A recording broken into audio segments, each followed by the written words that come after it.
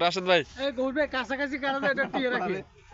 কাছাকাছি কারা যায় অন্ধকার কবরের মতো কুমির তো নিয়ে যাবো অন্ধকার কবর সমস্যা নাই তো